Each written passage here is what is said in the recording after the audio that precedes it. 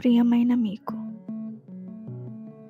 జీవితంలో నిజంగా అంతా మన మంచిగా జరుగుతుంది.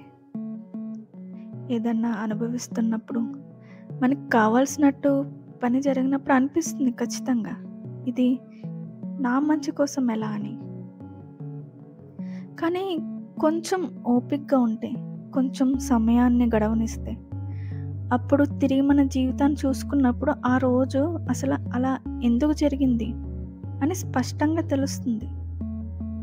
సో, కొంచెం సమయం అనేది మీకు మీరు ఇచ్చుకోండి ఆ లాజిక్ తెలుసుకోవడానికి. అంటే ఒకటి గమనించండి, మీ జీవితంలో ఇదివరకు ఎన్నో సంఘటనలు జరిగి ఉంటాయిగా.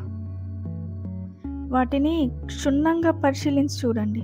ప్రతీదీ కూడా ఏదో రకంగా మీకు బెనిఫిట్ అయ్యేటట్టే జరిగింది. అంతే కదా.